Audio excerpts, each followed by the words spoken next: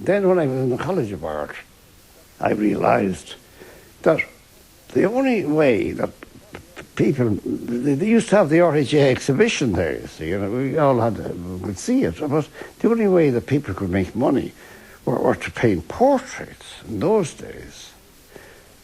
And I was determined to get into this business, and the thing was, you had to paint a portrait of a well-known person. In other words, as a kind of a gauge on which it could be judged by. So I thought a lot, and then of course realised, sir, Breen would be the obvious person because he's very well known.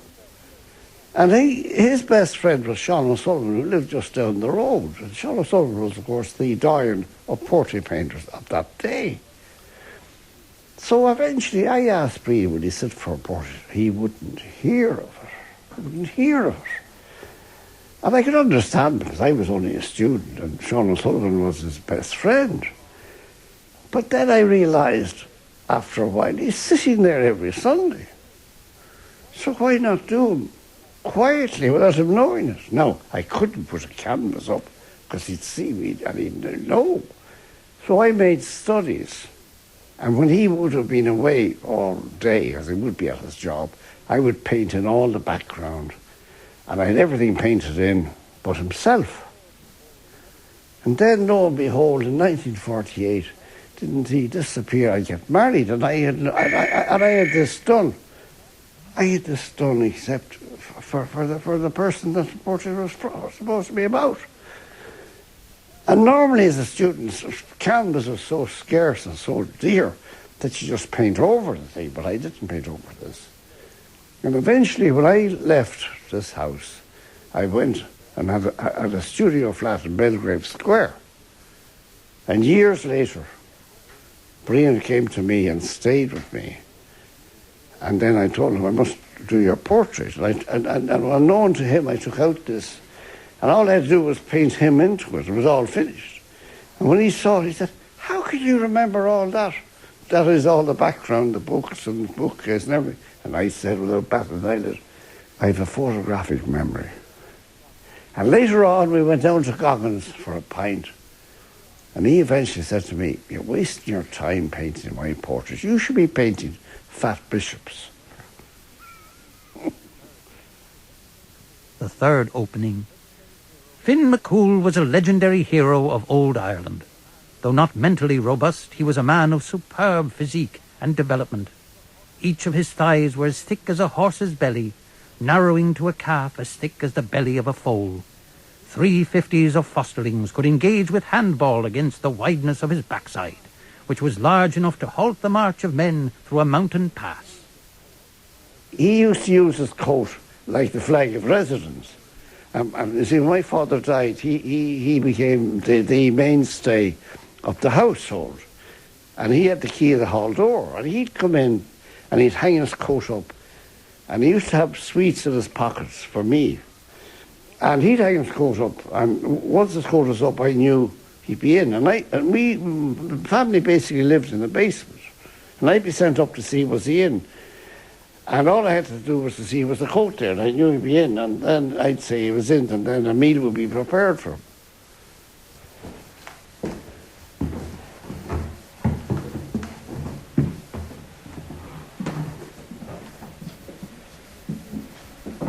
Now, this used to be a big, long room, going all the way down to there, and this was a relatively small window for this house.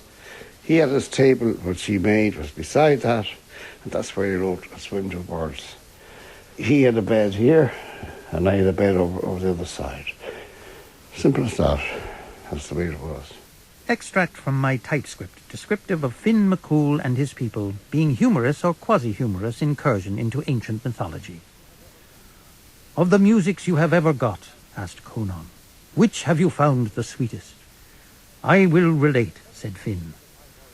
When the 7 companies of my warriors are gathered together on the one plain, and the truant, clean, cold, loud-voiced wind goes through them, too sweet to me is that. Echo blow of a goblet bass against the tables of the palace, sweet to me is that. I like the gull cries and the twitterings together of fine cranes. I like the surf roar at Tralee, the songs of the three sons of Mahara, and the whistle of MacLuggy. These also please me. So we're now standing in the room where that famous book, At Swim Two Boards, was written. When Brian was sitting here, did you ever notice him when he was writing the book, or was it only years later? Well, I was, but I didn't know what he was doing. You know, I just saw him, he was working away. I didn't know what he was writing, you know, at all.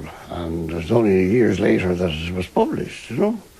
But this was, you know, this was in the early 37, 38, it was in 1939 it was published. And indeed, one of the readers for Longmans was of course Graham Greene. And then Greene wrote another book, which was called The Third Policeman, and that was turned down. And that had a great effect on him, because you see, The Third Policeman is even a better book than A Swim Two Boards. It's his best book, actually. And he couldn't understand why this was turned down, but this was turned down because Graham Greene had left Longmans. And he actually pretended to people that he had lost the manuscript. Well, in actual fact, he hadn't, because I read it when I was about 14 or 15 and it was in the house. And it was in the room I was showing you down there. I used to use as a studio. And, of course, I, at that age, didn't realise the importance of the book. But it was published, in fact, posthumously. And it is acknowledged as his best book. Now, that had a huge effect on him, I know that, because an artist is very, very sensitive, and when their best work is rejected, well, it does have a very big say in their life, and I think that really affected his entire life. Whether in or out, I always kept the door of my bedroom locked. This made my movements a matter of some secrecy, and enabled me to spend an inclement day in bed without disturbing my uncle's assumption that I had gone to the college to attend to my studies. A contemplative life has always been suitable to my disposition. I was accustomed to stretch myself for many hours upon my bed, thinking and smoking there. I rarely undressed, and my inexpensive suit was not the better for the use I gave it. But I found that a brisk application with a coarse brush before going out would redeem it somewhat, without quite dispelling the curious bedroom smell which clung to my person, and which was frequently the subject of humorous or other comment on the part of my friends and acquaintances. "Aren't you very fond of your bedroom now?" my uncle continued. "Why don't you study in the dining room here, where the ink is, and where there's a good bookcase for your books? Boys, but you make a great secret about your studies." "My bedroom is quiet, convenient, and I have my books there. I prefer to work in my bedroom," I answered. "I know the studying you do in your bedroom," said my uncle. "Damn the studying you do in your bedroom." I denied this. Nature of denial. Inarticulate of gesture.